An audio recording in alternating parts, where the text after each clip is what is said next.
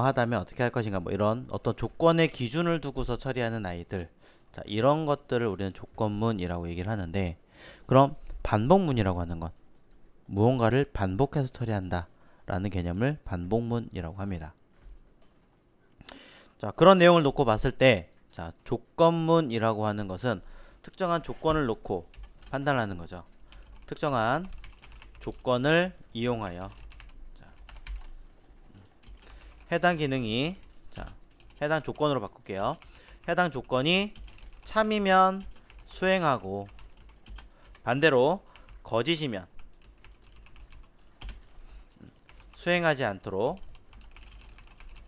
처리하게 만드는 것, 이것을 우리는 조건문이라고 합니다. 자,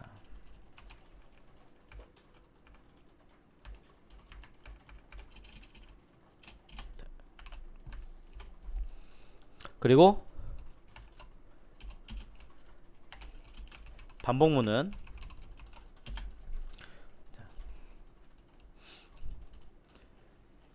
두 번 이상의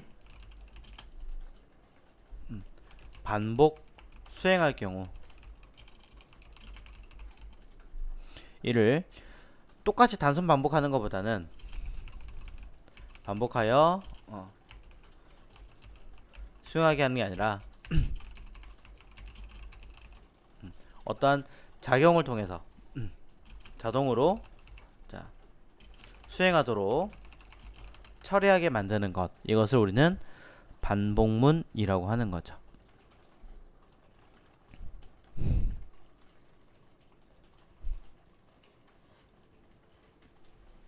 자, 먼저 조건문을 먼저 해보겠습니다. 자, 조건문. 자, 조건문도 그냥 하나만 딱 끝나는 게 아니라 두 가지 정도를 보실 수가 있어요. 하나는 단순 분기라고 하는 아이가 있고요. 또 하나는 뭐 다수 분기, 이런 이야기들이 있습니다.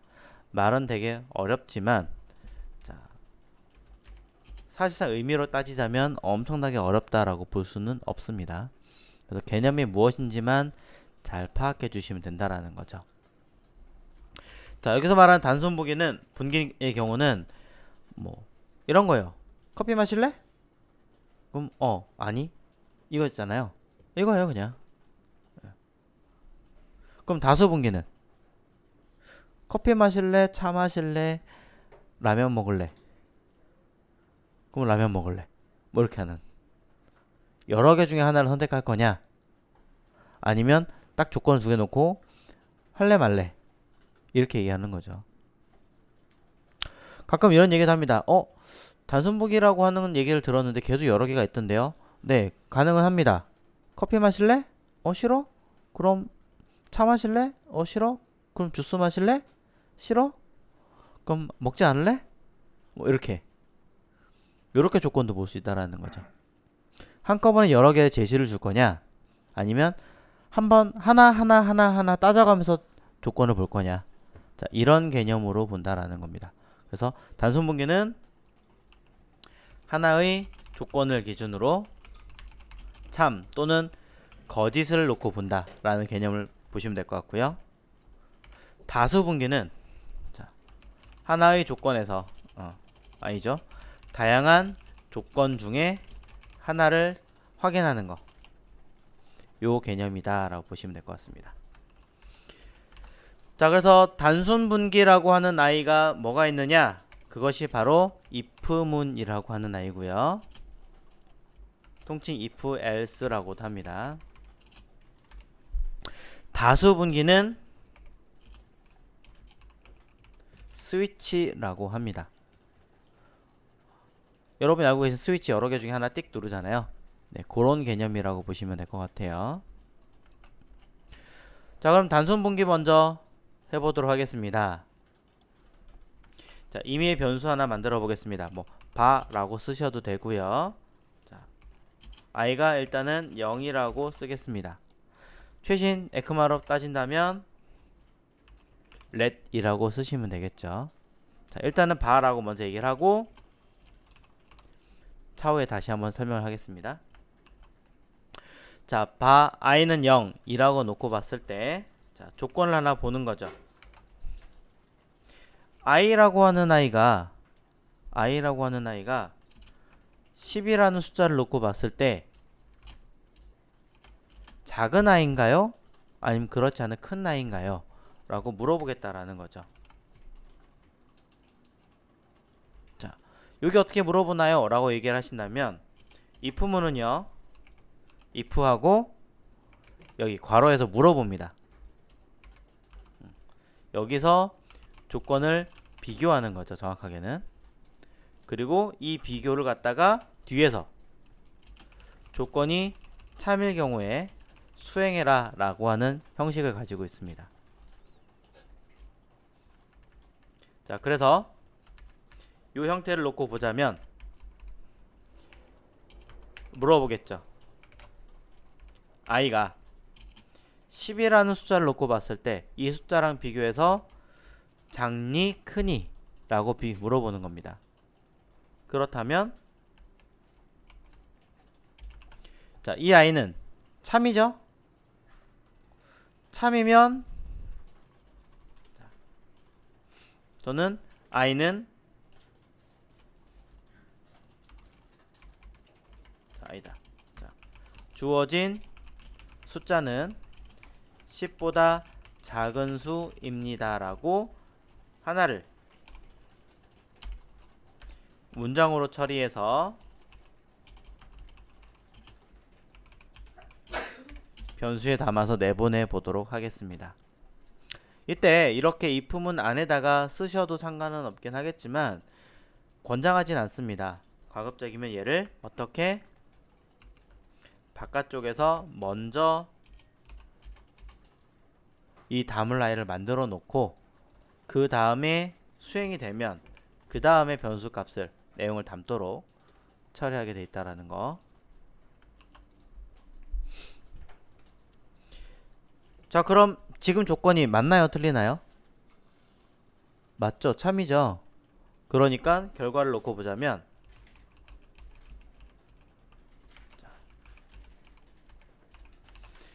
콘솔에다가 결과값을 한번 띄워봐라 라고 확인을 해보신다면 이 내용이 참이면 이 값 그대로 전달을 해서 우리가 확인할 수 있습니다.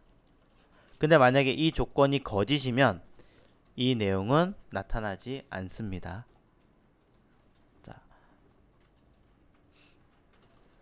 자, 그래서 결과를 한번 확인해 보신다면 지금 보시는 것처럼 이렇게 나타나는 것을 알 수 있습니다.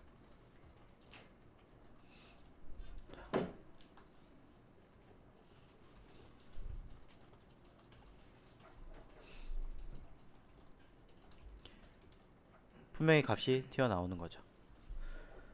자, 그래서 저는 이 상황을 가지고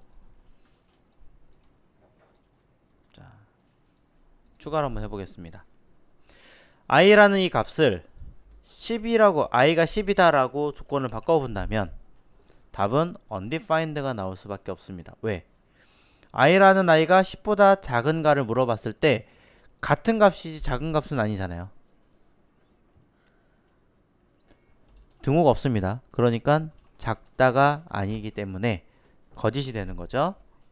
자, 그렇기 때문에 조건을 놓고 봤을 때 이 i가 들어갈 수 없으니까 최초의 값은 undefined 맞죠? 그래서 undefined로 들어가는 겁니다.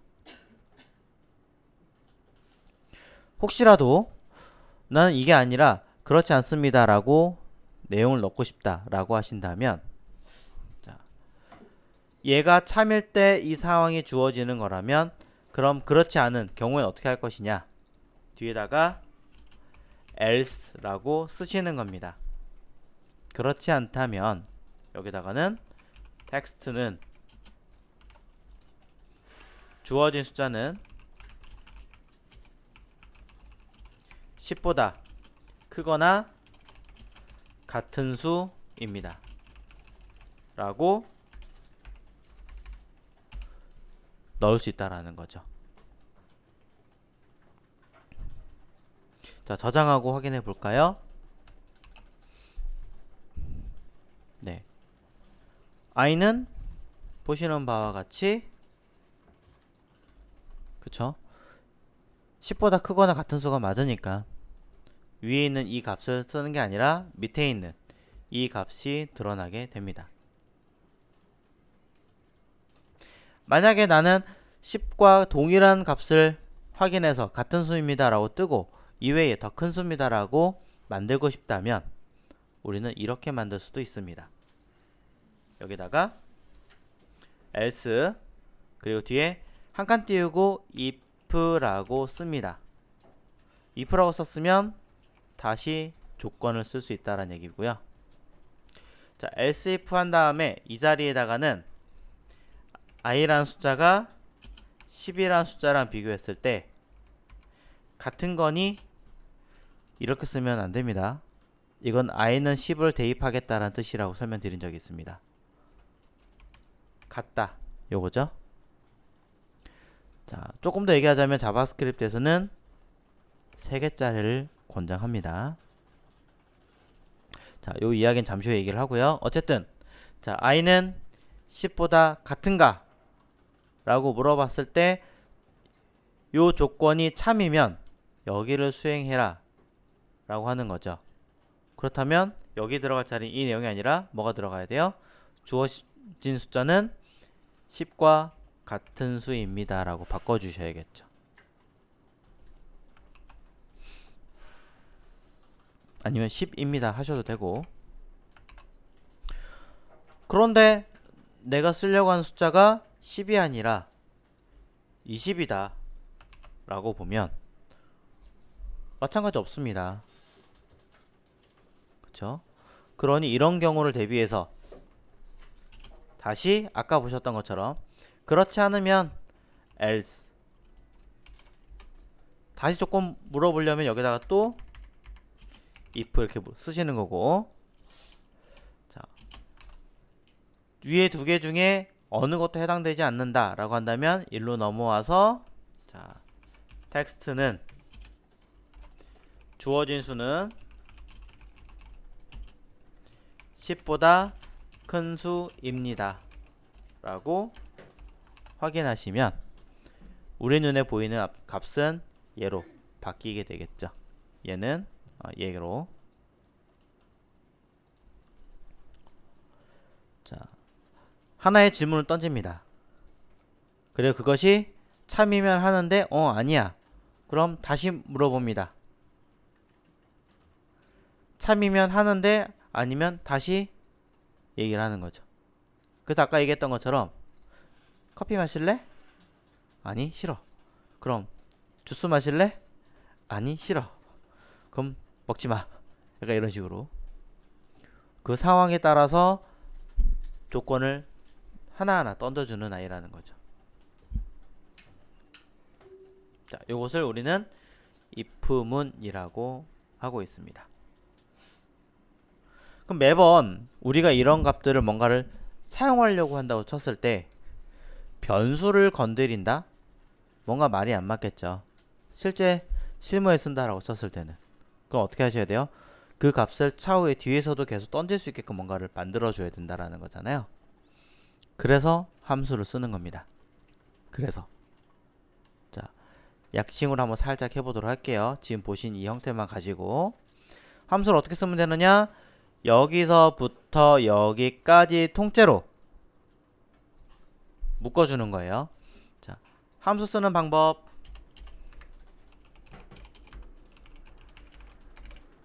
자, 여기 하나였죠. 펑션하고 괄호 뒤에 중괄호. 자, 요 아이를 수행할 건데 선언식, 표현식, 뭐 화살표 다양하게 있었지만 표현식으로 해보자. my num이라고 하는 임의의 변수를 하나 만들어주고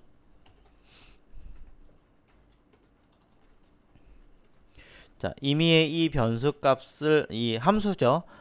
함수를 이제 수행할 수 있게끔 만들어 주었습니다. 아까 얘기한 것처럼 i라는 여기서부터 여기까지 그대로 감싸준다. 어떻게? 중괄호를 맨 밑에까지 가서 담아주면 되겠죠. 자, 들여쓰기 하고. 그럼 보시는 것처럼 만들어졌습니다. 자, 사실 리턴은 다른 i로 해야겠지만 지금 없으니까 자, 뭐 이렇게 할 수 있겠죠.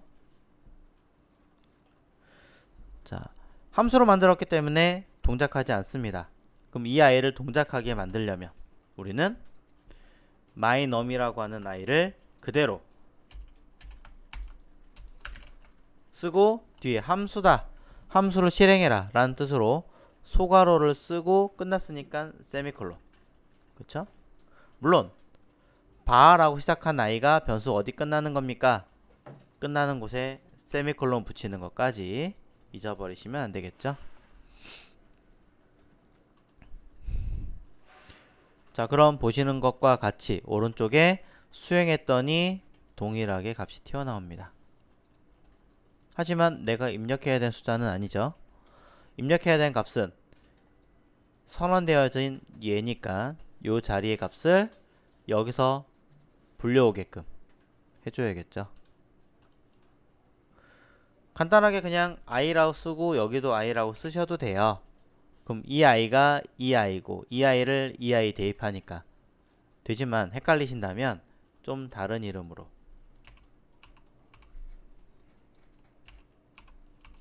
자, 뭐 이런 식으로 이름을 하나 붙여서 들어오는 이름이 PAR이면 여기다가 변수로 값을 넣어주고 이때부터 그 다음엔 i라고 대처할 수 있게 할 수 있습니다. 그럼 이제 나는 myNum에다가 필요한 숫자를 입력을 하면 주어진 숫자는 10입니다. 때로는 30을 넣으면 10보다 큰 수입니다. 때로는 자, 이렇게 처리할 수 있죠. 약간의 응용을 하자면 어떤 사이트에 딱 들어갔을 때 들어가자마자 함수를 딱 수행하면서 물어봅니다. 당신의 나이를 입력하세요. 그럼 그 자리에다가 나이를 입력하겠죠. 생년월일이나. 입력하시는 순간 이 내부에서 조건을 확인해 볼 겁니다. 조건을 확인해서 20살이 넘으면 사이트에 방문하게 하고 20살이 되지 않으면 뭐 코코몽 사이트든 아니면 뭐죠? 뽀로로 사이트든 뭐 유아 쪽 사이트를 넘겨주든 뭐 이런 식으로 할당할 수 있게 만드는 기능이 된다라는 거죠. 자, 조건문 일단 첫 번째 단순 분기라고 하는 아이는 이런 식으로 무언가를 제시를 하고 그것이 참이냐 거짓이냐 물어봐서 참일 때 거짓일 때는 뒤에 거를 다시 여기서 조건을 물어본다면 참일 때 수행하고 다시 거짓일 땐 else를 수행하게끔 만든다. 자, 이것이 if문 조건문이었습니다.